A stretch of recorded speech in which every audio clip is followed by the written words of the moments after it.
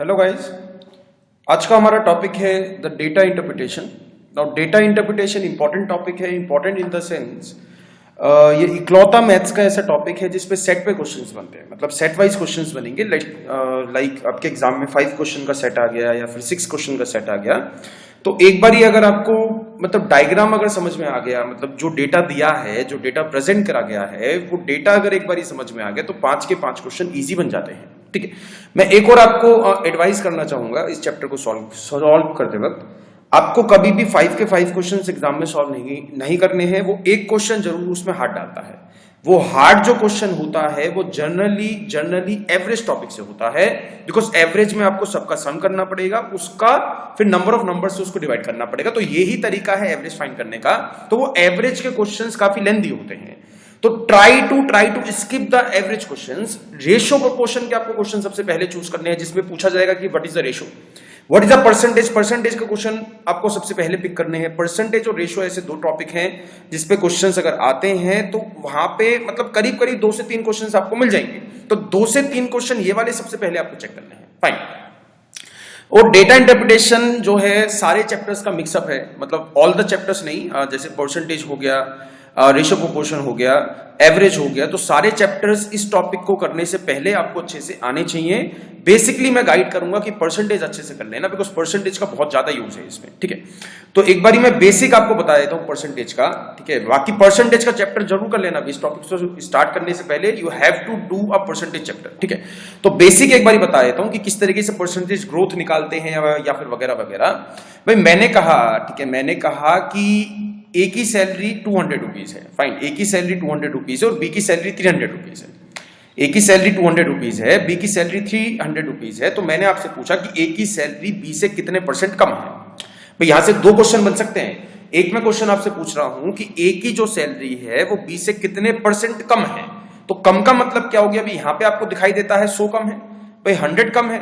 100 कम है, कौन से नंबर पे कम है? बिकॉज बी का क्या था 300, तो 300 से 100 की तरफ आएंगे ना। मतलब उसने पूछा क्या है, उसने पूछा, भी क्वेश्चन को बहुत ध्यान से समझो। ठीक है, उस लैंग्वेज को अपने दिमाग में घुमाओ बार बार। मैंने पूछा क्या है आपसे? मैंने आपसे पूछा कि ए की जो सैलरी है वो बी से कितने परसेंट कम है।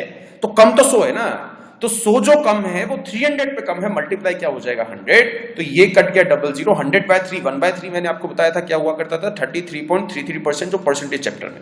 ठीक है, एक क्वेश्चन ये पूछ सकता है कि कितने परसेंट कम है, एक क्वेश्चन इस तरीके से पूछ सकता है कि कितने परसेंट है, मतलब ए की जो सैलरी है वो बी का कितने परसेंट है। तो एक क्वेश्चन बनेगा, ठीक है, एक क्वेश्चन बनेगा इस तरीके से कि ए की जो सैलरी है वो बी से कितने परसेंट कम है। एक क्वेश्चन बनेगा इस तरीके से कि ए की जो सैलरी है वो बी का कितना परसेंट है। तो उसकी सैलरी 200 है, 200 है 300 पे, मतलब ये बी की तो 300 है ना। रेफरेंस पॉइंट क्या है? बी है। रेफरेंस पॉइंट क्या है? बी है। वो मल्टीप्लाई कर दोगे 100 से, तो यहां से क्या आ जाएगा 60.66% इज द राइट आंसर। तो दोनों क्वेश्चन में कभी भी आपको कंफ्यूज है तो यहां पे जस्ट बेसिक सा आइडिया है। ठीक है, जस्ट बेसिक से क्वेश्चन है। अगर वो पूछता कितने परसेंट कम है तो उसका डिफरेंस पे परसेंटेज जो है आपको निकालनी है। अगर वो पूछता कितने परसेंट है तो वैल्यू पे परसेंटेज निकालनी है, दैट्स ऑल। ठीक है, इसके अलावा, ठीक है, इसके अलावा जो मैं आपको रिमाइंड कराना चाहता हूं, जो परसेंटेज चैप्टर किया था हमने, तो वहां से एक इस तरीके से क्वेश्चन बना लेते हैं कि किसी की सैलरी 450 बन गई। ठीक है, लेट सपोज किसी की जो सैलरी है, या 450 नहीं 490 ले लेते हैं। ठीक है, किसी की सैलरी 490 बन गई, किसी की सैलरी कोई वैल्यू 490 बन गई after increment of 40%। After increment of 40%, तो वैल्यू क्या थी? मतलब वो इस तरीके से बोलेगा कि कंपनी की इनकम 2001 में 490 थी, 2001 में 40% का इंक्रीज हुआ है। ठीक है, 2001 में 40% का इंक्रीज हुआ है, तो 2000 में सैलरी क्या थी?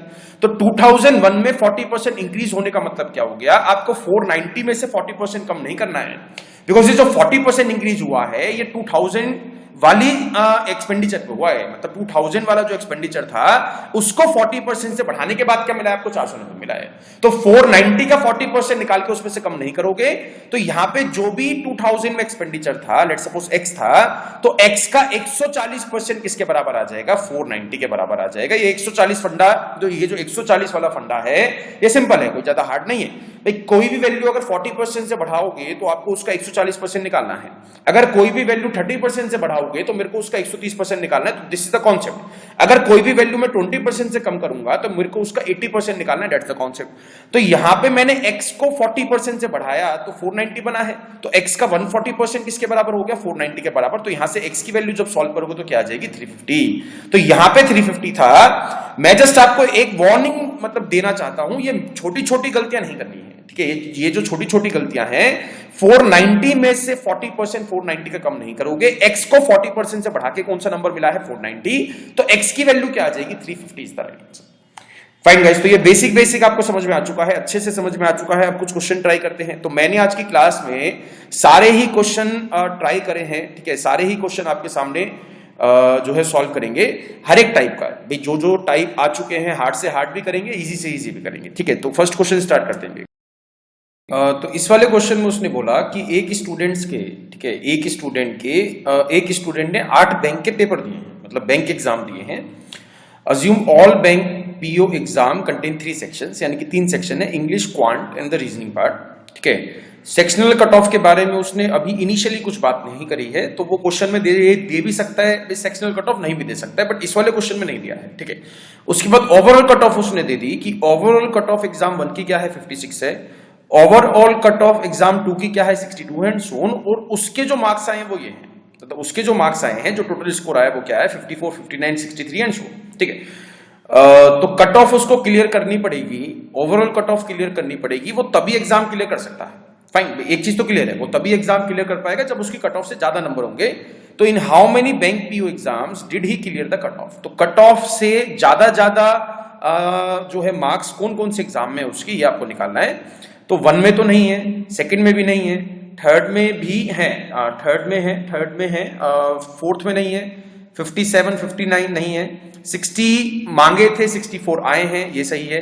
58 मांगे थे 67 आए हैं, ये सही है। 65 मांगे थे 68 आए, ये भी सही है। तो आंसर क्या हो गया, 4 एग्जाम्स ऐसे हैं। जस्ट आपको रीड आउट करना है, मतलब एक डेटा आपको दिया है, एक डेटा चार्ट की फॉर्म में आपको दिया है, वो डेटा समझना है, उस डेटे में कौन कौन से नंबर क्या क्या रिप्रेजेंट कर रहे हैं वो आपको समझ, मतलब एनालाइज है, ठीक है, एनालाइजेशन है, वो एनालाइज आपको करना पड़ेगा। उस एनालाइज करने के बाद आपको क्वेश्चन के आंसर निकालने हैं। ये है पूरी डेटा इंटरप्रिटेशन की कहानी, ये है, ठीक है। इसके इसी सेट का नेक्स्ट क्वेश्चन देखते हैं, ठीक है। अब उसने बोल दिया इस वाले क्वेश्चन में, if the sectional cut off, ठीक है, sectional wise cut off in the all the bank exams is 15 for quant, यानी कि क्वांट में उसको 15 नंबर लाने हैं कम से कम, और इंग्लिश और रीजनिंग में 20 मार्क्स लाने हैं। मतलब इंग्लिश और रीजनिंग में 20 मार्क्स आ गए तो वो सेक्शनली पास हो जाएगा, और क्वांट में 15 नंबर आ गए तो सेक्शनली क्वांट में पास हो जाएगा।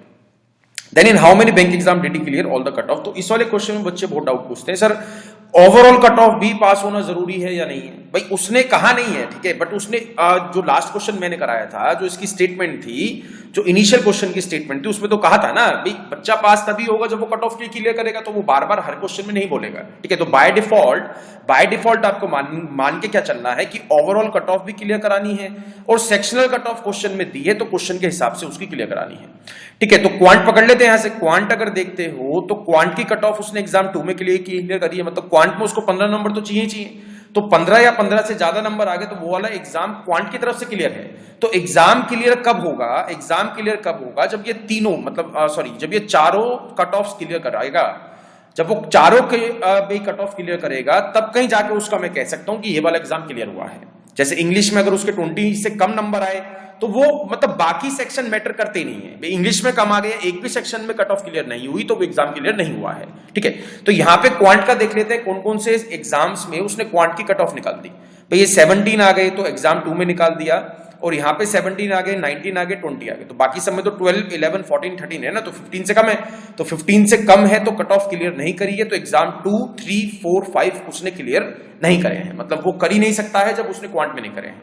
मैं ऐसा नहीं कह रहा हूं भी क्वांट में करेगा तभी करेगा, वो इंग्लिश में भी नहीं, मतलब इंग्लिश मैटर ही नहीं करेगी ना उस केस में, इंग्लिश और रीजनिंग मैटर ही नहीं करेंगे। अगर एक भी सेक्शन में कट ऑफ क्लियर नहीं हुई तो वो मतलब आउट ऑफ कंसिडरेशन है, ठीक है। इसके बाद देखते हैं, इसके बाद आपको चेक करना है, जैसे एग्जाम 2 में यहाँ पे 17 है, कट ऑफ तो क्वांट में तो निकाल दिया, बाकियों का चेक कर लो।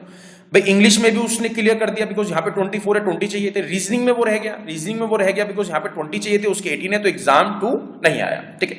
इसके बाद देखते हैं एग्जाम 6 की बात करो, एग्जाम 6 में क्वांट में उसने 17 स्कोर करा है और इंग्लिश में उसने 26 स्कोर करा है, 20 उसको चाहिए था, तो ये भी क्लियर हो गया, क्वांट भी क्लियर हो गया, रीजनिंग भी क्लियर हो गया है, बिकॉज रीजनिंग में उसने 21 स्कोर करा है और 20 उसको चाहिए था, तो reasoning is also get clear. अब ओवरऑल भी चेक करना है भी आपको, ओवरऑल कट ऑफ क्या थी, 60 थी, ओवरऑल कट ऑफ 60 थी, उसके आई 64 है, तो ये भी क्लियर है, तो एक एग्जाम तो मिल गया आपको, एक एग्जाम मिल गया +1। ठीक है, इसके बाद देखते हैं एग्जाम 7 चेक करो भी, 19 क्लियर है, क्वांट क्लियर है, इंग्लिश भी क्लियर है, बिकॉज उसके जो है 20 नंबर्स लाने थे और उसके आए 25 मार्क्स हैं, 25 मार्क्स आए हैं, तो जो कट ऑफ है इंग्लिश वाला सेक्शन क्लियर हो गया। ठीक है, इसके बाद एग्जाम 7 में रीजनिंग में अगर आप देखते हो 23 आए हैं, चाहिए थे 20, तो ये भी एग्जाम क्लियर है, और ओवरऑल कट ऑफ भी क्लियर है, 58 चाहिए थे, आए हैं उसके 67, तो दिस इज ऑल्सो क्लियर। ठीक है, इसके बाद देखते हैं यहां पे क्वांट में 15 चाहिए थे, एग्जाम 8 में 20 आए हैं, तो क्लियर है, 27 आए हैं इंग्लिश में, क्लियर है, 21 आए हैं रीजनिंग में, ये भी क्लियर है, 68 आए हैं, ओवरऑल कट ऑफ भी क्लियर है, बिकॉज यहां पे 65 चाहिए थी, तो उसने 3 एग्जाम्स में ओवरऑल मतलब पूरी तरीके से वो पास हुआ है according to the given condition in the question, जो क्वेश्चन में कंडीशन दी थी उसके हिसाब से 3 एग्जाम ऐसे बने हैं जिसमें उसने पास करा है। ठीक है, फाइन गाइस। ठीक है, अब करते हैं भी नेक्स्ट सेट स्टार्ट। अब मैं थोड़ा थोड़ा लेवल जो है शीट में बढ़ाऊंगा, थोड़ा सा लेवल इंक्रीज करते हैं। ठीक है, इसको पढ़ो भी, इसको समझो एक बार, क्वेश्चन काफी अच्छा है ये वाला। Study following line graph which gives the number of student who joined and left the school in the beginning of the year for the 6 years. मतलब ये 2 तरह के बार ग्राफ्स आपको दिए हैं, सॉरी लाइन ग्राफ्स आपको दिए हैं। तो लाइन ग्राफ्स दिए हैं, ये जो रेड वाली लाइन है, ठीक है, ये जो रेड वाली लाइन है, number of student who join the school, मतलब इतने बच्चों ने, जैसे 1996 के सामने यहां पे पॉइंट दिया गया है, तो 1996 में 350 बच्चों ने स्कूल ज्वाइन करा है। और ये ब्लू वाले पॉइंट का मतलब क्या हो गया, ब्लू वाली लाइन क्या है, number of student who left the school, number of student who left the school, मतलब इतने बच्चे छोड़ के चले गए। मतलब अगर मैं 1996 की बात करता हूं तो 350 स्टूडेंट ने तो ज्वाइन करा है और 250 छोड़ के चले गए, तो 100 ही प्लस हुए हैं भाई, जितने भी 1995 में थे उसमें से 100 ही प्लस हुए हैं। तो यहां पे ये चीज इंपॉर्टेंट है, एक चार्ट इसका बना लेते हैं। उसने क्वेश्चन क्या पूछा, number of student studying in the school during the 1999 was, तो 1995 में 3000 था भाई, अपनी नोटबुक में बना लेना, नेक्स्ट क्वेश्चन में भी स्टार्ट का यूज करेंगे। 1995 में 3000 था, 1996 में क्या हुआ भाई, 3000 में प्लस हुआ है, 3000 में 1996 में क्या हुआ है, 350 बच्चे तो आए हैं और 250 चले गए बाहर, यानी कि 350 तो प्लस करना पड़ेगा और उसमें से माइनस से करना पड़ेगा 250, तो इसका कंबाइंड टोटल क्या बन गया, 3100। फाइन, 97 में क्या हुआ, 97 में 3100 अब प्लस माइनस करोगे भी, 3100 के साथ आपको हिसाब किताब निकालना है, बिकॉज 96 का जो एंड हुआ है, जो ईयर एंड हुआ है, वो 3100 स्टूडेंट्स पे हुआ है। तो 3100 1997 में क्या हुआ है, इतने तो आए हैं और इतने चले गए हैं, इतने आए हैं इतने चले गए हैं, 300 तो प्लस करना है, 300 स्टूडेंट्स आए हैं और 450 स्टूडेंट चले गए हैं, तो टोटल क्या बन जाएगा 29। ठीक है, 2950, 98 का निकाल लेते हैं, 98 में 2950 रेफरेंस पॉइंट है। अब इसके साथ क्या हुआ है, 450 स्टूडेंट्स तो आए हैं और 400 बच्चे चले गए हैं, मतलब 450 तो आए हैं, 450 प्लस करना पड़ेगा, उसमें से माइनस क्या करना पड़ेगा आपको 400, तो यहां पे वैल्यू क्या आ जाएगी, 3000 इज द राइट आंसर। 1999 में चेक कर लेते हैं, 1999 में क्या हुआ है, 3000 में 1999 भाई प्लस तो हुआ है 500 और माइनस क्या करना है आपको 350 स्टूडेंट स्कूल छोड़ के गए हैं और 500 बच्चों ने एडमिशन लिया है, तो यहाँ पे 500 माइनस 350, तो यहां से आंसर क्या बन जाएगा, 3150 इज द राइट आंसर। फिर देख लेते हैं 2000 में क्या हुआ है, 3150, 2000 यहां पे आ गया, इसमें प्लस तो हुए हैं 400 और माइनस क्या हुए हैं 450, माइनस हुए हैं 450, तो प्लस कर देंगे 400, माइनस उसमें से कर देंगे 450, तो ये -50 और करना पड़ेगा, तो आंसर क्या आ गया 3100। 2001 की बात कर लेते हैं, 2001 में क्या आ जाएगा 3100।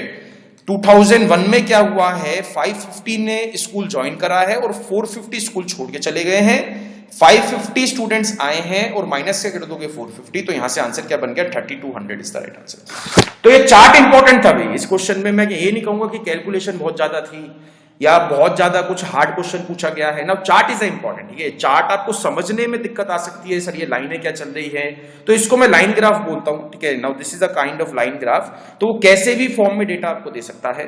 तो यहां पे उसने क्या पूछा, number of students studying in the school during 1999, तो 1999 में 3150 स्टूडेंट्स स्कूल में पढ़ रहे थे। ये इसका आंसर बन गया। ठीक है, इसको चार्ट को बना लेना, नेक्स्ट क्वेश्चन में भी इसका यूज करना पड़ेगा। ठीक है, नेक्स्ट क्वेश्चन ट्राई करते हैं। Question number 2 of set 2, the number of students studying in the school in 1998 was what percent of the number of students studying in the school 2001? ठीक है, now this is the good question, जो मैं पहली वाली slide पे आपको समझाया था, जो परसेंटेज इंक्रीज या फिर डिक्रीज। तो यहां पे देखते हैं एक बारी, उसने पूछा क्या है, the number of students studying in the school इन 1998। तो 1998 में जो स्टूडेंट्स पढ़ रहे थे वो कितने थे, 3000, और 2001 में जो स्टूडेंट्स पढ़ रहे थे वो कितने थे, 3200। फाइन, तो इसके बाद अगर आप सॉल्व करते हो, उसने पूछा क्या है कि 1998 में जितने बच्चे पढ़ रहे थे, ठीक है, 1998 में जितने बच्चे पढ़ रहे थे वो कितना परसेंट है जितने बच्चे 2001 में पढ़ रहे थे उनका। तो यहां पे वो चीज आपको ध्यान देनी है, अभी जो मैं फर्स्ट स्लाइड में आपको बता रहा था, यहां पे परसेंटेज डिक्रीज या फिर इंक्रीज नहीं पूछा है उसने जस्ट एक सिंपल सा क्वेश्चन पूछा है कि भैया 1998 में जितने बच्चे थे वो कितना परसेंट बच्चे हैं जितने बच्चे 2001 में थे। तो ऊपर वाली वैल्यू कौन सी आएगी, 3000। नीचे वाली वैल्यू कौन सी आएगी, जो लास्ट वाला ईयर आपको दिया है, लास्ट वाला ईयर कौन सा दिया है, 2001।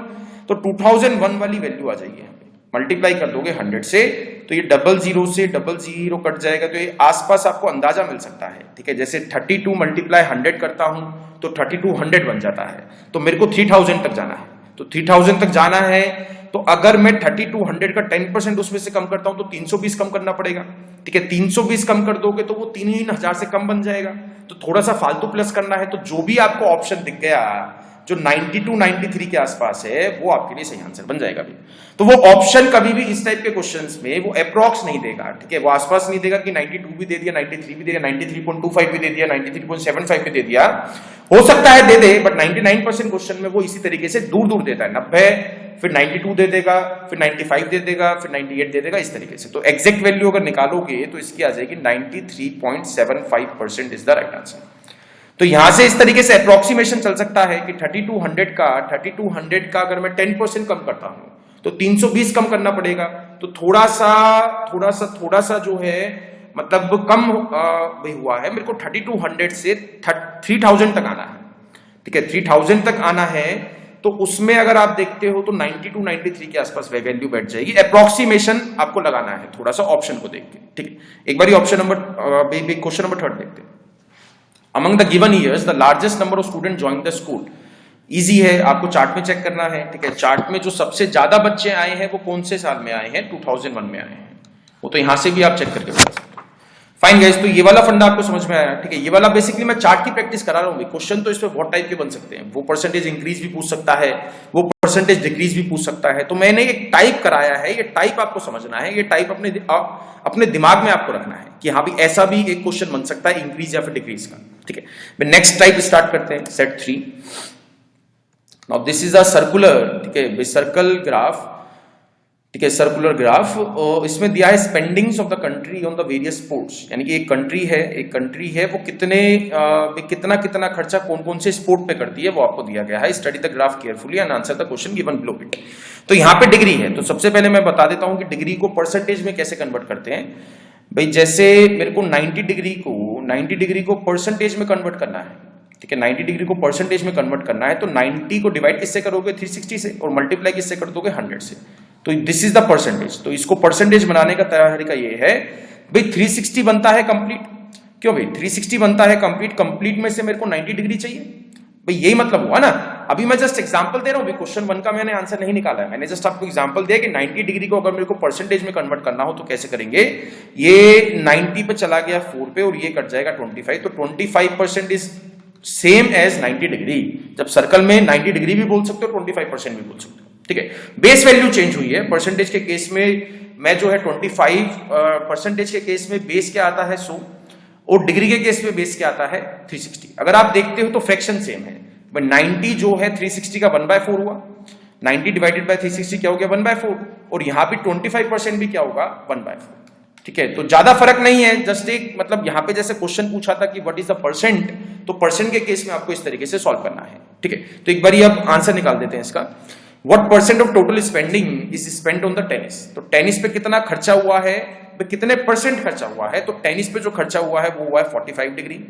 तो 45 को डिवाइड कर दोगे 360 से और मल्टीप्लाई कर दोगे 100 के साथ, तो ये चला गया 8 पे। 1/8 क्या हुआ करता था भाई? फास्ट फास्ट फास्ट, ऐसे भूल जाओगे तो फिर एग्जाम में कैसे याद रहेगा? 1/8 होता था 12.5%, जो परसेंटेज में कराया था, भूलना नहीं है कोई भी चीज, ठीक है? वो फ्रैक्शंस याद अच्छे से कर लेना जो परसेंटेज में कराया था। 12.5% is the right answer. Next question देखते हैं, question number 2। How much percent less is spent on the football than that on the cricket? Now this is the good question in terms of the language. Language की अगर मैं बात करूंगा तो इसमें बड़े अच्छे से लैंग्वेज दी है, ठीक है? ना ज्यादा हार्ड है ना ज्यादा इजी है, तो इसको समझना भी एक बारी। हाउ मच परसेंट लेस, ठीक है? एक तो उसने परसेंट में आंसर पूछा है, एक चीज तो क्लियर होगी, he wants to find the answer in the percentage. How much percent less is spent on the football than that on the cricket. तो क्रिकेट से कितना परसेंट फुटबॉल पे कम खर्चा करा है वो आपसे जानना चाहता है। क्रिकेट से फुटबॉल पे कितना परसेंट कम खर्चा करा है, तो क्रिकेट से कितना कम खर्चा करा है? क्रिकेट से पूछा है ना, तो क्रिकेट से पूछा है तो बेस वैल्यू क्या आएगी? क्रिकेट की आएगी। तो यहां पे मैं अज्यूम कर सकता हूं, अज्यूम कर से अभी कर लेते हैं 360 रुपए है, 360 रुपए है, बिकॉज 360 को डिग्री में बांट सकते हो ना, बिकॉज पूरा सर्कल 360 का है। तो 360 को डिवाइड करोगे तो 63 रुपीज उसने हॉकी पे खरा है। तो क्रिकेट का निकाल लेते हैं। क्रिकेट का क्या आ जाएगा? 81 रुपीज उसने क्रिकेट पे करे हैं। तो इसमें तो डाउट नहीं है ना, ठीक है? इसमें मत रहो, अब यहाँ पे आ जाओ। 360 की इसलिए माना है बिकॉज पूरा सर्कल 360 का बनता है। अगर मेरे को यहाँ पे परसेंटेज दी होती तो मैं यहाँ पे 100 मानता, बिकॉज परसेंटेज का बेस क्या होता है? 100 होता है। डिग्री का बेस क्या होता है? 360 होता है। फाइन, तो यहाँ पे 360 मान लिया। तो 81 रुपीज क्रिकेट पे खर्चा करा है और फुटबॉल पे 54 रुपीज खर्चा करा है। तो फुटबॉल पे कितना कम करा है क्रिकेट से? भाई आपको निकालना पड़ेगा ना। जो फुटबॉल है, फुटबॉल पे जो खर्चा हुआ है वो 27 रुपए कम हुआ है क्रिकेट से। ₹27 कम हुआ है, ₹27 कम हुआ है, ₹27 कम हुआ है भाई क्रिकेट से, क्योंकि फुटबॉल पे 54 रुपीज खर्च करे हैं और क्रिकेट पे 81 रुपीज खर्च करे हैं। मैं ऐसा क्यों कर रहा हूं? बिकॉज उसने पूछा हाउ मच परसेंट लेस। अगर वो मेरे से पूछता how much percent is spent on the football than that on the cricket, अगर वो लेस वर्ड नहीं देता तो मैं 54 ही लेता। बट यहां पे उसने पूछा कितना परसेंट कम हुआ है, तो कम के केस में तो भी 27 कम हुआ है ना। 27 कम हुआ है, 81 पे कम हुआ है, तो 27 डिवाइड किससे कर दोगे? 81 और मल्टीप्लाई बाय 100। तो ये आ गया 3 को इसको काट दिया, 33.33% इज द राइट आंसर। भाई किसी के मन में वो तो डाउट नहीं चल रहा है ना, सर आपने डिग्री वाला नहीं करा भाई, 27 को 360 से डिवाइड नहीं करा रहे भाई, मैं क्यों करूंगा? जब मैंने 360 का ब्रेकअप यहाँ पे ले लिया कि 360 रुपीज है, 360 रुपीज मैंने मान लिया ना यहाँ पे। आप डिग्री वाला तो भूल जाओ भाई, आपको जो है क्रिकेट की एग्जैक्ट वैल्यू मिल गई है ना, 81 रुपीज है। डिग्री तो भूल जाओ ना, 81 रुपीज तो क्रिकेट के हैं और फुटबॉल 54 रुपीज है।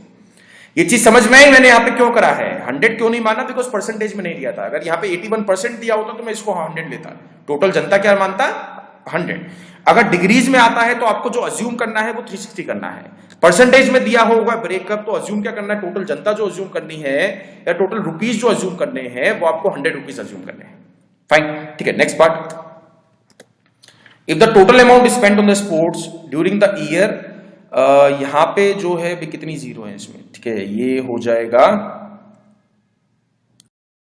1 करोड़ 80 लाख, ठीक है? 1 crore 80 lakh amount spent on the basketball exceeds on the tennis by. मतलब टोटल जो खर्चा हुआ है, टोटल जो खर्चा हुआ है वो 1 करोड़ 80 लाख रुपए हुआ है। तो उसने आपसे पूछा the amount spent on the basketball exceeds by tennis, मतलब कितना बास्केटबॉल पे ज्यादा खर्चा करा गया है टेनिस से। मतलब बास्केटबॉल और टेनिस का हिसाब किताब है। तो यहां पे 50 डिग्री है, फाइन, यहां पे 50 डिग्री है और यहां पे 45 डिग्री है। तो यहां पे 50 डिग्री है, यहां पे 45 डिग्री, तो 5 डिग्री ज्यादा कन्वर्ट हुआ है या नहीं हुआ है? मतलब जो बास्केटबॉल पे जो खर्चा हुआ है वो 5 डिग्री ज्यादा हुआ है। तो मैं 1 करोड़ 80 लाख का जस्ट मेरे को क्या निकालना है? 5 डिग्री का हिसाब किताब निकालना है। तो 5 डिग्री में अगर सॉल्व कर रहे हो, तो इसको डिवाइड किससे करोगे? 360 से, ठीक है? उसमें परसेंट तो बोला ही नहीं ना भाई, परसेंट से निकाल दो, डिग्री से निकाल दो, क्या फर्क पड़ रहा है? अरे उससे तो अमाउंट मांगी आपसे भाई, परसेंट। अरे अगर परसेंट में पूछता तो कुछ बन सकता था। अगर वो डायरेक्ट क्वेश्चन पूछता भैया हॉकी का कितना परसेंट शेयर है, तो मेरे को वो डिग्री वाला भाई आपको कन्वर्ट करना है। जहां तक हो सके कन्वर्जन मत करो। तो यहां पे 1 करोड़ 80 लाख का 5 डिग्री डिवाइडेड बाय 360 डिग्री निकाल दिया मैंने, ठीक है? तो यहां पे जब सॉल्व करोगे तो क्या आ जाएगा?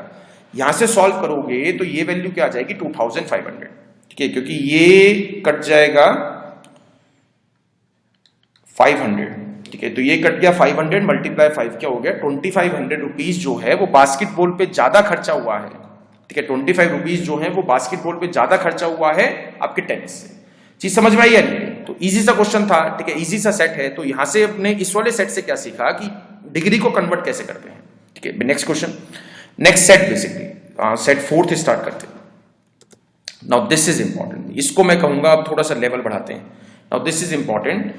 तो यहां पे जो है distribution of students at graduate and post graduate level in the 7 institutes, मतलब ग्रेजुएट लेवल के जो बच्चे हैं वो 27,300 हैं और पोस्ट ग्रेजुएशन लेवल के जो बच्चे हैं वो 24,700 हैं।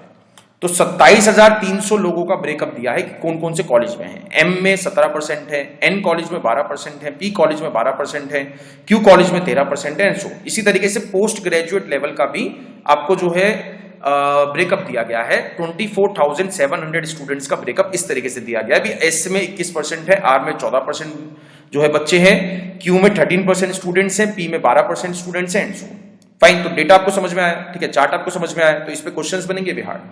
ठीक है, तो यहां से एक बार स्टार्ट करते हैं। What is the total number of graduate and post graduate level students in the institute are. भाई बच्चे इसको जनरली सोचते हैं सर, जनरली इसको स्किप करते हैं सर, यहाँ पे बहुत बड़ी बड़ी वैल्यू दी है, मतलब अजीब सी वैल्यू दी है 27,300, तो इसको कौन सॉल्व करेगा।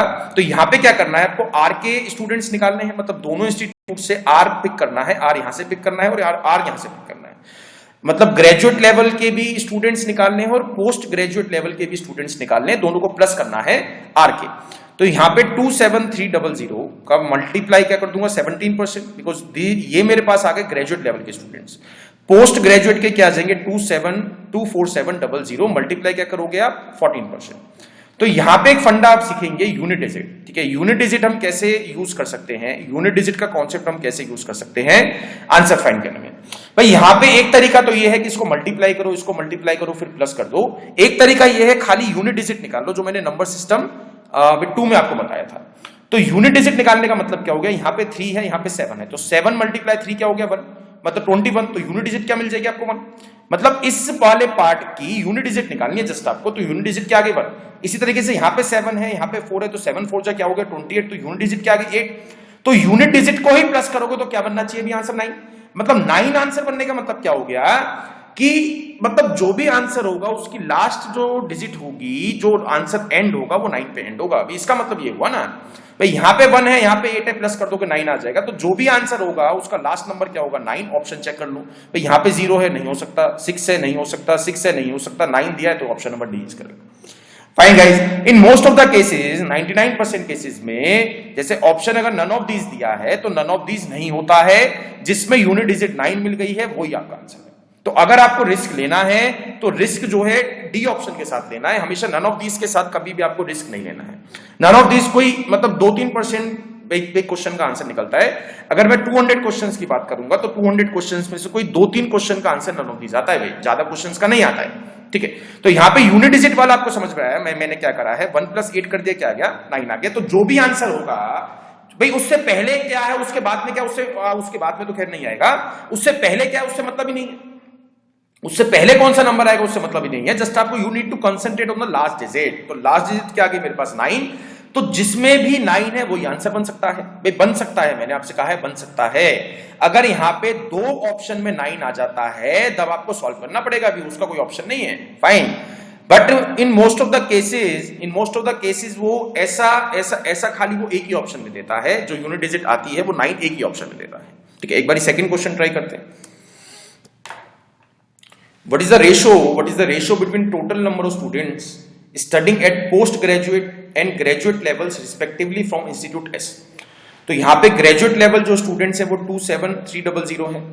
ठीक है, ग्रेजुएट लेवल एस के निकालने हैं। ठीक है, सॉरी पहले हम क्या करेंगे, उसने क्या बोला है पोस्ट ग्रेजुएट, तो पोस्ट ग्रेजुएट के पहले लेंगे, क्या आ जाएगा 24700 मल्टीप्लाई एस का शेयर कितना है 21%, तो यहां पे आ जाएगा 21%। डोंट सॉल्व, कभी भी आपको क्वांट में फ्रैक्शन सॉल्व नहीं करना है एंड तक मतलब जितना भी वो कैंसिल आउट हो सकता है उसको कैंसिल आउट करने की कोशिश करनी है। अभी इसको कभी भी मल्टीप्लाई करके नहीं लिखना है, उस चीज में टाइम वेस्ट मत करो। अब उसने पूछा ग्रेजुएट लेवल, तो यहां पे है 27300 मल्टीप्लाई एस का शेयर कितना है यहाँ पे 14%, तो यहाँ पे क्या आ जाएगा 14% डिवाइडेड बाय 100, 100 से 100 कट जाएगा, 7 3 जा 21 और 7 2 जा 14, 00 से 00 कट जाएगी। अब ये चला जाएगा 13 पे, ठीक है, ये चला जाएगा 13 पे, 13 मल्टीप्लाई 19 और ये भी चला जाएगा 13 पे, क्या आ जाएगा 21।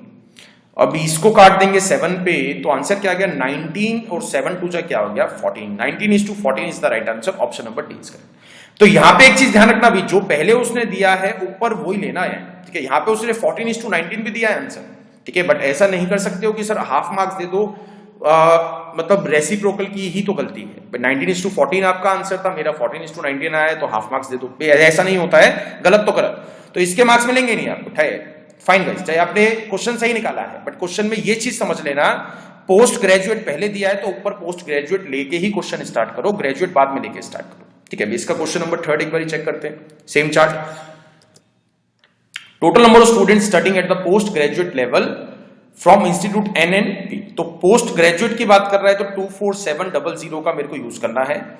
N और P, तो N और P को कंबाइन करोगे तो यहाँ पे 15 है और यहाँ पे 12 है, तो 15 प्लस 12 क्या हो गया 27, तो यहाँ पे क्या आ जाएगा 27%। भाई कंबाइन पूछा है, कंबाइन निकाल दिया, भाई कंबाइन पूछा है तो कंबाइन निकाल सकते हैं, तो ये कट गया 0077 जो यूनिट डिजिट क्या बन गई 9, तो 9 एक ही ऑप्शन में दिया, C is the right answer. Fine guys, तो चीज समझ में आई या नहीं आई, ठीक है। तो ये जो यूनिट डिजिट है ये काफी यूजफुल है, ठीक है, काफी यूजफुल है ऑप्शंस को एलिमिनेट करने के लिए। ये तो काम का ही नहीं है, ये भी नहीं है, ये भी नहीं, तो आंसर क्या बन गया 6669, तो जब सॉल्व करोगे यही आएगा, ठीक है। नेक्स्ट क्वेश्चन ट्राई करते हैं, नेक्स्ट सेट ट्राई करते हैं। Now this question is important in the sense because यहाँ पे 2 चार्ट आपको दिए हैं, एक सर्कुलर भी दिया है और एक जो है आपको टेबल भी दी है जिसमें रेशो दी है। तो एक बार मैं चार्ट आपको बता देता हूं। सबसे पहले तो उसने data of the different state regarding population of state in the year 1998, तो इस वाले सर्कल के थ्रू उसने क्या बताया है कि भाई टोटल जो जनता है, total population of the given state ये है, उसमें से एमपी की 20% है, एपी की 25% है, तमिलनाडु की 9% है एंड सो ऑन। तो गोवा की दी है, दिल्ली की दी है, बिहार की दी है एंड यूपी की दी है। फिर उसके बाद आंध्र प्रदेश में जितने भी बंदे हैं उनको भी 2 तरीकों से डिवाइड करा गया है, मतलब 2 चीजों में डिफरेंशिएट करा गया है, एक तो सेक्स वाइज और एक जो है लिटरेसी वाइज। मतलब सेक्स में मेल और फीमेल में जो रेशो है वो 5:3 की है, लिटरेसी में लिटरेट और इलिटरेट यानी कि पढ़े लिखे और अनपढ़ लोगों में जो रेशो है वो क्या है 2:7 की है। तो आंध्र प्रदेश की जितनी भी जनता आएगी, जितनी भी जनता आएगी उसको 2 रेशो में क्वेश्चन पूछ सकता है, वो सेक्स रेशो में और लिटरेसी रेशो में, मेल फीमेल में और लिटरेट इलिटरेट में। ये एक चीज ध्यान रखना, आंध्र प्रदेश की जितनी भी पॉपुलेशन है उसका ही ब्रेकअप सेक्स वाइज दिया गया है और उसका ही ब्रेकअप लिटरेसी वाइज दिया गया है। मतलब ऐसा नहीं है कि आंध्र प्रदेश के कुछ लोगों का लिटरेसी वाइज दिया गया है, कुछ बे लोगों का सेक्स वाइज दिया गया है। जितनी भी पॉपुलेशन है, लेट्स सपोज आंध्र प्रदेश की 300 लोग आते हैं, तो 300 लोगों को ही सेक्स में मेल फीमेल में आपको डिवाइड करना है और 300 लोगों को ही लिटरेट और इलिटरेट में आपको डिवाइड करना है। फाइन, तो इंपॉर्टेंट क्वेश्चन है भी, इसमें डेटा बहुत सारा है और अलग अलग तरीके का डेटा है, 3 तरीके से आपको डेटा दिया गया है। टोटल पॉपुलेशन निकालनी पड़ेगी आंध्र प्रदेश के, अगर वो मेरे से पूछ लिए, ठीक है, अगर वो मेरे से पूछता है कि आंध्र प्रदेश में टोटल मेल्स कितने हैं, लेट्स सपोज एक क्वेश्चन सॉल्व कर लेते हैं, मेल्स इन आंध्र प्रदेश, ठीक है, मेल्स इन एपी, ठीक है, मेल्स इन एपी। तो सबसे पहले 3276000, भाई ये टोटल पॉपुलेशन है, तो आंध्र प्रदेश की जनता तो निकालो भाई, इसका ब्रेकअप 5:3 में नहीं होगा, तो सबसे पहले आपको आंध्र प्रदेश की टोटल जनता निकालनी है, 25% आ गई। फिर उसके बाद अगर मेल्स पूछे हैं तो मेल्स के लिए क्या करोगे भाई, टोटल जो है 5 + 3 कर दोगे, 8 आ गया, यानी कि 5/8 मेल्स हैं, 5/8 मेल्स हैं और 3/8 क्या है देन फीमेल्स है। तो इसी का ही ब्रेकअप करना है, ये मेल्स आ गए, ये फीमेल्स आ गए। अगर वो मेरे से लिटरेट पर्सन पूछता है, एपी में आंध्र प्रदेश में कितने जो है भी जनता पढ़ी लिखी है, लिटरेट है, तो इसको मल्टीप्लाई कैसे करोगे 2/9 से। इलिटरेट पूछता है तो इसको मल्टीप्लाई किससे करोगे 7/9 से। तो सेम चीज है, मतलब ये इसी का ही ब्रेकअप है। टोटल पॉपुलेशन आंध्र प्रदेश की ये आई है, टोटल पॉपुलेशन के मेल्स निकाल लो, फीमेल्स निकाल लो, लिटरेट निकाल लो, इलिटरेट निकाल लो, ठीक है। तो ये लिटरेसी का है और ये सेक्स का है, तो ऐसे ही हर एक स्टेट का दिया गया है। इसी पे क्वेश्चन बहुत ज्यादा हार्ड भी बन सकते हैं, बहुत ज्यादा इजी भी बन सकते हैं, तो मैं हर टाइप का क्वेश्चन आपको कराऊंगा, ठीक है। एक बार देखते हैं क्वेश्चन, वो फर्स्ट ट्राई करते हैं, इसको ट्राई करो भी अपने आप, एक बार ट्राई करो। What was the total number of illiterate people in Andhra Pradesh and MP in 1998? तो आंध्र प्रदेश और एमपी के टोटल इलिटरेट निकालने हैं, तो एपी के निकाल लेते हैं सबसे पहले। तो एपी का टोटल पॉपुलेशन ये थी 3276000, तो टोटल पॉपुलेशन 25% है। टोटल पॉपुलेशन का 25% जनता आंध्र प्रदेश की है, एपी की है। अब ये आ गई total population of the AP. अब इसमें से मेरे को क्या करना है, इलिटरेट वाले छाटने हैं। तो इलिटरेट जो है वो 7/9 बन जाएगा, बिकॉज रेशो क्या दिया आपको 2:9। ये रेशो है, ये 2:7, sorry 2:7 is the ratio, 2:7 is the ratio. तो इलिटरेट कितने बन जाएंगे, 7/9। ठीक है, अब इसी तरीके से एमपी के निकाल लेते हैं। एमपी के जो है 3276000, ठीक है, मल्टीप्लाई किससे करोगे, एमपी की जो है 20% है, तो यहां पे 20% निकाल लिया सबसे पहले। तो ये आ गई जनता एमपी की। अब एमपी का ब्रेकअप करना है, इलिटरेट वाले पर्सन निकालने, तो यहां पे क्या आ जाएगा 4/5, यहां पे आ गया 4/5। तो यूनिट डिजिट में कब अप्लाई कर सकता हूं, इन दोनों को प्लस करके आंसर मिलेगा भी आपको, इन दोनों को प्लस करके आंसर मिलेगा। तो एक चीज यूनिट डिजिट में कब सॉल्व कर सकता हूं, जब फ्रैक्शन में कुछ भी ना हो। बहुत ध्यान से सुनना भी चीज को।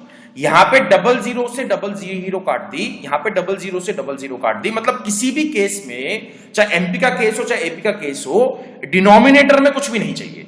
जैसे अभी भी अगर डिनोमिनेटर में यहां पे 9 है, तो 9 को एलिमिनेट करना पड़ेगा, कुछ ना कुछ काटना पड़ेगा भी, तब मैं यूनिट डिजिट लगा सकता हूं। ठीक है, अब यहां पे जैसे 5 है, तो 5 से मैं इसको काट सकता हूं 4 पे, और 9 से ये कट जाएगा। अभी 9 का डिविजिबिलिटी रूल क्या था, सम ऑफ डिजिट, तो इसको चेक करो। 3 + 2 क्या आ गया 5, 7 + 5 क्या आ गया 12, 12 + 6 क्या आ गया 18। तो 18 आ रहा है सम, तो ये 9 से तो डिविजिबल है। 9 से डिवाइड करने के बाद यहां पे क्या हो जाएगा 3640, यहां पे आ गया 3640। अब आपको बहुत ध्यान से समझना है भाई, यहां पे भी 0 है और यहां पे भी 0 है, यहां पे भी 0 है, यहां पे भी 0 है, तो दोनों में से 10 कॉमन निकाल लेते हैं भाई। सबसे पहले तो मैंने जो है क्या करा, अभी 10 कॉमन निकाल लिया भाई, यहां पे भी 0 है और यहां पे भी 0 है, 10 कॉमन निकाल दिया। अब 0 तो यहां से जा चुकी है, ठीक है, 0 तो यहां से जा चुकी है। अब यहां पे 4 है, 5 है और 7 है। 4 × 5 के हो गए 20, 20 की यूनिट डिजिट क्या बन गई 0, तो 0 × 7, इसकी जो यूनिट डिजिट आएगी वो क्या आएगी 0। मैं यूनिट डिजिट की बात कर रहा हूं, ऐसा मैं नहीं कह रहा हूं कि नंबर 0 आएगा, यूनिट डिजिट क्या आएगी 0 आएगी। अब इसकी निकालो, यहां पे 6 आ गया, यहां पे 4 आ गया, यहां पे 4 आ गया, 6 4 जा क्या हो गया 24, यूनिट डिजिट क्या आ गई 4, 4 4 जा क्या हो गया 16, यूनिट डिजिट क्या आ गई 6। तो प्लस करोगे तो क्या आ जाएगा 6, यानी कि यहां पे जो भी नंबर आया है उसका लास्ट वाली डिजिट क्या है 6 है। लास्ट वाली डिजिट 6 है, 10 कॉमन था, तो यहां पे डबल, यहां पे लग जाएगा ना 0 लग जाएगा। अब यहां पे एक 0 लग जाएगा, मतलब जो लास्ट की 2 डिजिट बनेंगी, जो लास्ट की 2 डिजिट बनेंगी आंसर की, वो क्या बनेंगी 60। तो यहां पे अगर चेक कर तो यहां पे 40 है, नहीं हो सकता, 70 है, नहीं हो सकता, 50 है, नहीं हो सकता, तो आंसर क्या हो गया D option is the right answer.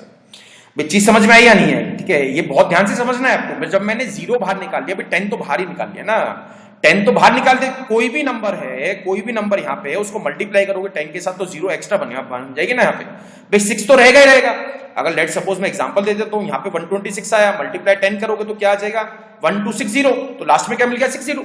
तो सिंपल सा लॉजिक है, यहाँ पे 10 कॉमन निकाल दिया, तो यूनिट डिजिट अब मैं निकाल सकता हूँ, 4 आ गया, 5 आ गया, 7 आ गया, यूनिट डिजिट इसकी क्या आ जाएगी 0, और इसकी यूनिट डिजिट क्या आ जाएगी 644, तो यूनिट डिजिट क्या मिल गया आपको 6। तो प्लस करूंगा यूनिट डिजिट को, बिकॉज यहां पे प्लस करना है, एपी और एमपी का कंबाइंड निकालना है, ठीक है। तो प्लस करोगे तो यूनिट डिजिट क्या मिल जाएगी 6।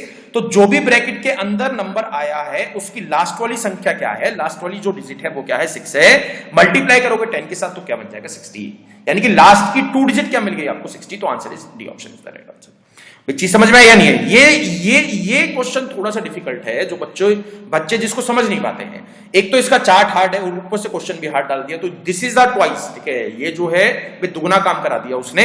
But still we manage to solve this question in 10 seconds, ठीक है। हम इसको मैनेज कर सकते हैं, इस क्वेश्चन को सॉल्व करना 10 सेकेंड्स के अंदर, ठीक है। एक बार क्वेश्चन नंबर 2 ट्राई करना, ठीक है, क्वेश्चन नंबर 2 ट्राई करना। नाउ दिस इज इंपॉर्टेंट, ठीक है, इंपॉर्टेंट केस है, इंपॉर्टेंट कॉन्सेप्ट मैं आपको बताऊंगा यहाँ पे। What will be the percentage of the total number of males in UP MP Goa together to the total population of all the given states. तो कभी भी अगर परसेंटेज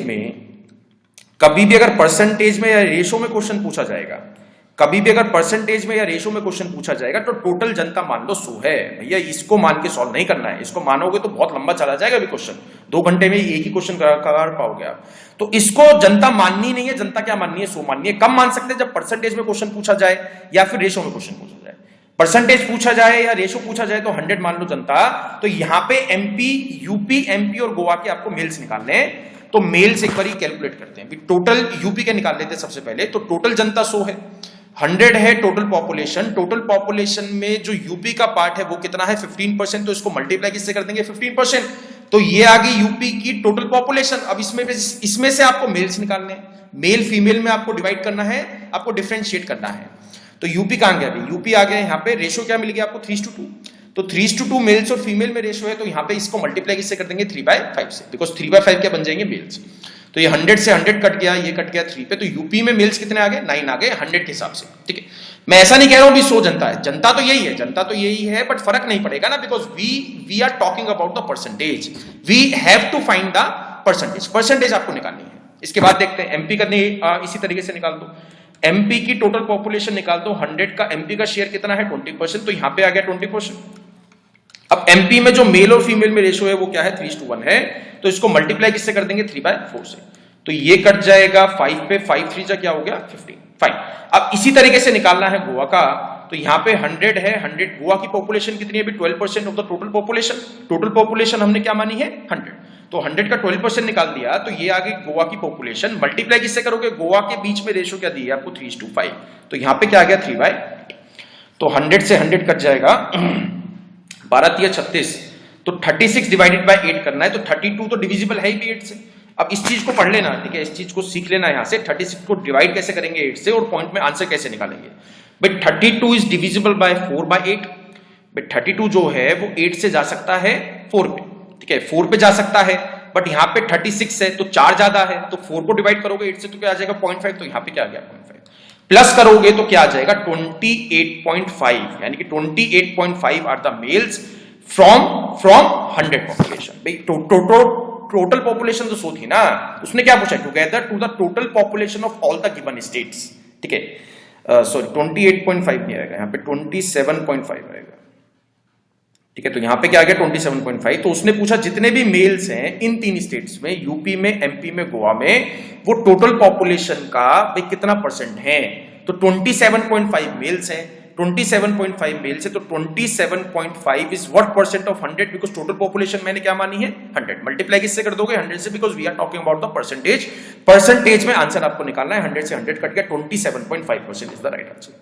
फाइन गाइस, तो कभी भी परसेंटेज का या फिर रेशियो का क्वेश्चन आता है तो always always always consider total population as 100, answer में 1% का फर्क नहीं आएगा। अगर आप इसको लेके सॉल्व करते 32,76,000 को लेके सॉल्व करते तब भी यही आंसर मिलता आपको, बट उसमें टाइम बहुत लग जाता, और टाइम रियली बहुत लग जाता, ठीक है, वो इतना ईजी नहीं है अभी उस वाली वैल्यू को सॉल्व करना, ठीक है। एक बार क्वेश्चन नंबर 3 ट्राई करना, खुद से ट्राई करो, इसमें मेरे से पूछी है रेशो, तो रेशो पूछी है तो टोटल पॉपुलेशन में ये ना मान के क्या मान सकता हूं 100, ठीक है। तो उसने पूछा what is the ratio of the number of females in Tamil Nadu, तो यहां पे आ गया 100, तमिलनाडु का पहले निकालना है नंबर ऑफ फीमेल्स, तो तमिलनाडु में टोटल पॉपुलेशन 9% है ऑफ द टोटल पॉपुलेशन, तो 9% निकाल दिया। सबसे पहले तमिलनाडु का ब्रेकअप क्या दिया है आपको 3:4, तो 3:4 में फीमेल्स वाला पार्ट निकालना है, तो यहां पे क्या आ जाएगा 4/7। कभी भी फ्रैक्शन सॉल्व नहीं करना है, अभी मैं बार बार रिपीट करता हूं, हर एक चैप्टर में रिपीट करता हूं, don't solve the fraction in the maths, maths में फ्रैक्शन कभी भी सॉल्व नहीं करना, ठीक है। इसके बाद देखते हैं टोटल फीमेल्स निकालनी है आपको दिल्ली में, तो यहां पे आ गया 100, ठीक है, यहां पे आ जाएगा 100 मल्टीप्लाई, तो दिल्ली की पॉपुलेशन कितनी थी भी 8%, तो यहां पे आ गया 8%, और दिल्ली का ब्रेकअप क्या दिया गया है 2:3, तो फीमेल्स वाला पार्ट निकालना है, तो यहां पे क्या आ जाएगा 3/5, तो 100 से 100 कैंसिल, 100 से 100 कैंसिल, 4 से ये 2 पे चला गया, 3 से ये 3 पे चला गया, तो यहां पे क्या आ गया 3/7, और ये ऊपर जाके मल्टीप्लाई हो जाएगा उल्टा 5/2, तो यहां पे क्या गया 15:14 is the right answer, option number D is correct. तो हमेशा रेशो, अगेन रिपीट कर रहा हूं, रेशो में और परसेंटेज के क्वेश्चंस में टोटल पॉपुलेशन कंसीडर एज 100, ठीक है। नेक्स्ट क्वेश्चन करना, 4th क्वेश्चन ट्राई करो, इसको समझो भी, क्वेश्चन में लैंग्वेज थोड़ी सी डिफरेंट दी है, but question would be easy. If in a year 1998, भाई ये जो हिसाब किताब दिया है, ये 1998 का हिसाब किताब दिया है, मतलब ये जो डेटा आपको दिया गया है 1998 का है। जब मैंने पहले आपको क्वेश्चन कराया था, जब ये सेट स्टार्ट करा था, तो उसमें जो डायरेक्शन थी उसमें लिखा था कि 1998 का है।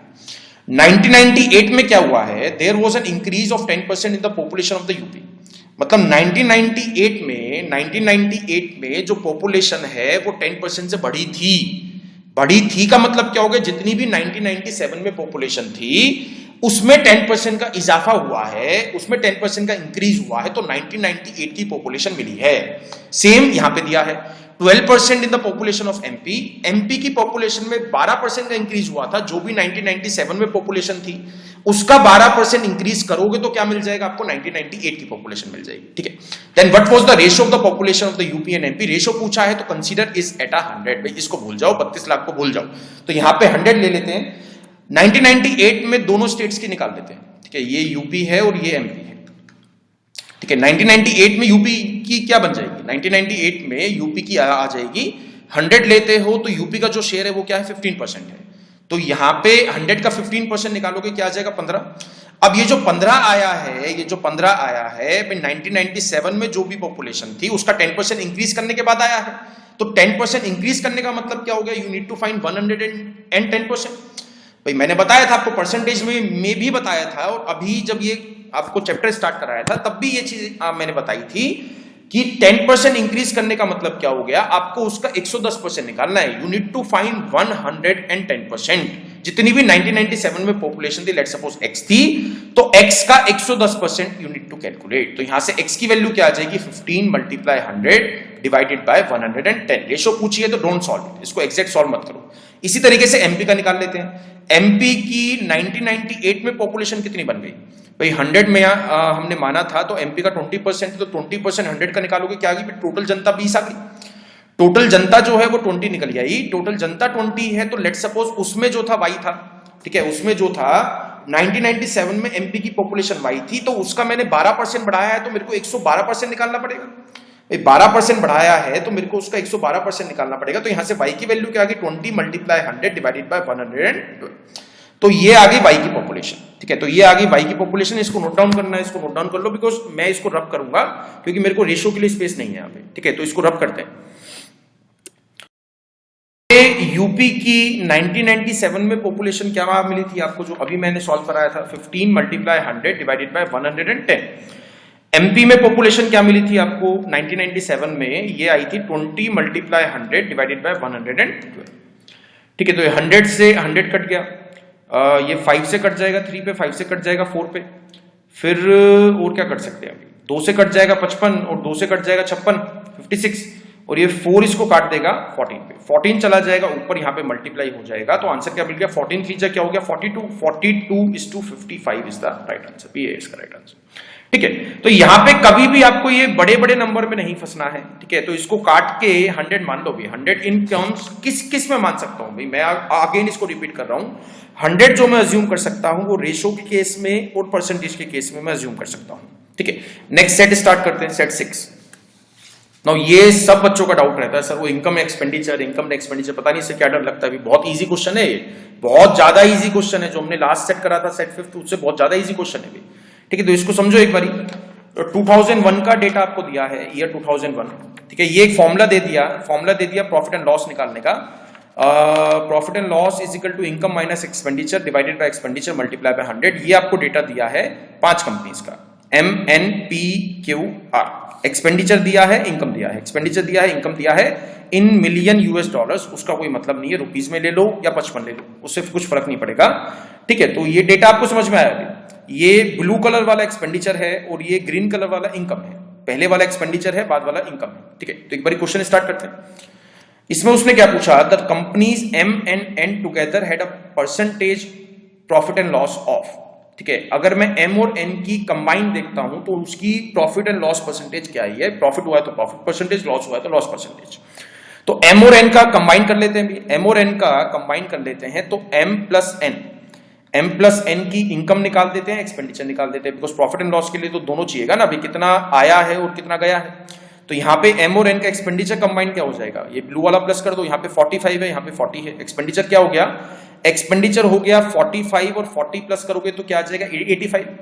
ठीक है, और इनकम क्या हो गई, इनकम इन दोनों को प्लस करना है, ग्रीन वालों को प्लस करना है, बिकॉज M और N का कंबाइन पूछा था, यहाँ पे 35 है और यहाँ पे क्या दिया है आपको 50, तो 50 और 35 को प्लस करोगे तब भी क्या आ जाएगा 85, तो 85 रुपीज ही आए, 85 रुपीज ही चले गए, तो no profit no loss is the right answer. फॉर्मुले का यूज ही नहीं करना पड़ा, फॉर्मुले का यूज भी कर लो, चलो आपको लग रहा होगा सर फॉर्मुला एक्सप्लेन नहीं करना चाहते हैं तो इसलिए यूज नहीं कर रहे हैं, तो यहाँ पे 85 माइनस 85 डिवाइडेड बाय 85 मल्टीप्लाई 100, तो 85 माइनस 85 क्या हो जाएगा 0 डिवाइडेड बाय 85 मल्टीप्लाई 100, तो 0% प्रॉफिट और 0% loss, no profit no loss is the right answer. ठीक है, इसका नेक्स्ट क्वेश्चन ट्राई करना भी, खुद से ट्राई करना। Question number 2, For company R, if the expenditure has increased by 20% in the year 2001, तो ये वाला कौन सा दिया था मेरे को, ईयर 2001 का दिया था, ये जो डेटा था वो 2001 का था, तो 2001 में ठीक है कौन कौन सी कंपनी दी है इसने, आर दिया है, ठीक है आर ही दिया है, दो कंपनी नहीं दी है, खाली कंपनी आर का डेटा उसने दिया है।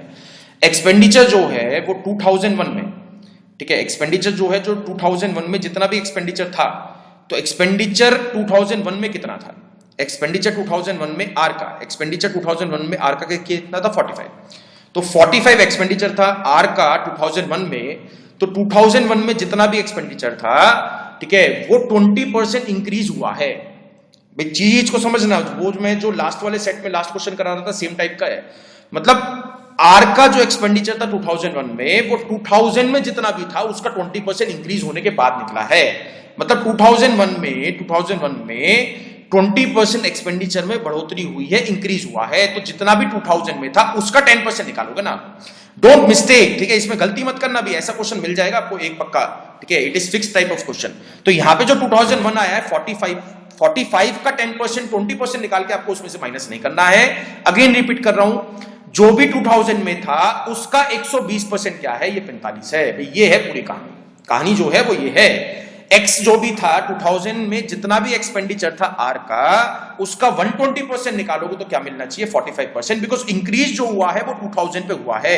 भाई अगर क्वेश्चन में कहा जाएगा कि 2001 में 20% increase in the expenditure from year 2000, तो 2000 बोला है ना भी उसने, क्लियर आपको स्टेटमेंट दिए फ्रॉम ईयर 2000, तो 2000 में जितना भी था उसका 120% निकाल के 120% निकाल के क्या मिलना चाहिए आपको, एक्सपेंडिचर ऑफ 2001, ठीक है। And company had earned a profit of 10% in 2000, then what was the company income in 2000, ठीक है, तो 2000 का ही हिसाब उसने पूछा है, तो यहां से x की वैल्यू क्या आ जाएगी 45 मल्टीप्लाई 100 डिवाइडेड बाय 120, इसको सॉल्व कर लेते हैं। तो यहां पे आ गया, ये 15 से कट जाएगा 3 पे, 15 से कट जाएगा 8 पे, ठीक है, तो यहां पे आ जाएगा 300 डिवाइडेड बाय 8, तो 300 डिवाइडेड बाय 8 होता है 37.5, तो 37.5 एक्सपेंडिचर था उसका 2000 में। अब 2000 का हिसाब निकाल लेते हैं, 2000 में इनकम निकालनी है ना आपको, इनकम निकालनी है, प्रॉफिट परसेंटेज तो मिल गई है, प्रॉफिट परसेंटेज 10% है, तो फॉर्मूले में पुट कर दो, तो यहां पे आ जाएगा 10, इनकम नहीं पता है तो लेट्स सपोज IN है, माइनस एक्सपेंडिचर क्या है 37.5, और डिवाइड किससे कर दोगे, एक्सपेंडिचर क्या है 37.5, मल्टीप्लाई किससे कर दोगे 100 से, तो यहां से जब इनकम सॉल्व करोगे आप, इसको पोस्ट करके सॉल्व करना भी, इनकम जब सॉल्व करोगे तो क्या आ जाएगा 41.25। I don't have a doubt कि कोई बच्चा इसको सॉल्व नहीं कर पाएगा, यू कैन सॉल्व, ठीक है यू कैन सॉल्व इट, तो 41.25 is the right answer, D option is the right answer. तो मेरा काम है कॉन्सेप्ट आपको समझाना, ठीक है, कैलकुलेशन आपका पार्ट है, कैलकुलेशन कैसे भी करनी है आपको करनी है, 41.25 is the right answer. Fine guys, तो ये चीज आपको समझ में आई, 300 को मैंने डिवाइड कर दिया 8 से, तो यहां पे ये जो मतलब घुमाने वाली चीज देता है ना, ये देता है हर एक क्वेश्चन में, मतलब ये वाला क्वेश्चन पक्का बता रहा हूं भी मैं, ठीक है, मैंने जितने भी एग्जाम दिए हैं या समझे हैं या फिर देखे हैं, तो ये वाला क्वेश्चन हमारे टाइम में भी आया करता था, 2005 2004 के टाइम में भी ये वाला क्वेश्चन मिला करता था, आज भी मिल रहा है, तो ये क्वेश्चन पक्का है, एक जो 5 क्वेश्चन आएंगे उसमें से एक क्वेश्चन ये वाला पक्का है बिल्कुल, ठीक है, तो बहुत ध्यान से आपको देना है अभी, ये बहुत ध्यान से क्वेश्चन समझना है। इसमें जो बोला है जो 20% इंक्रीज हुआ है 2001 में, वो 2000 रेफरेंस पॉइंट लेके 20% इंक्रीज हुआ है। फाइन, तो डेटा इंटरप्रिटेशन के मैंने सारे ही मतलब चार्ट आपको करा दिए हैं, बार चार्ट भी करा दिया, देन आपका सर्कल वाला भी चार्ट करा दिया, तब भी कोई डाउट रहता है आपके, तब भी कोई, जब इस शीट को आप सॉल्व करोगे, ठीक है, जो मैंने शीट आपको सेंड करी है क्लास शीट, और ईबी बुक में भी डेटा इंटरप्रिटेशन के क्वेश्चंस हैं, ठीक है, तो उनको सॉल्व करना एक बार ही आपको सॉल्व करने हैं, डाउट होता है तो मेरे से पूछने हैं, abhishek.studyiq@gmail.com, विद इन 24 आवर्स आपके डाउट सॉल्व किए जाएंगे। एंड थैंक्स अ लॉट, और एग्जाम के लिए बहुत बहुत बेस्ट ऑफ लक।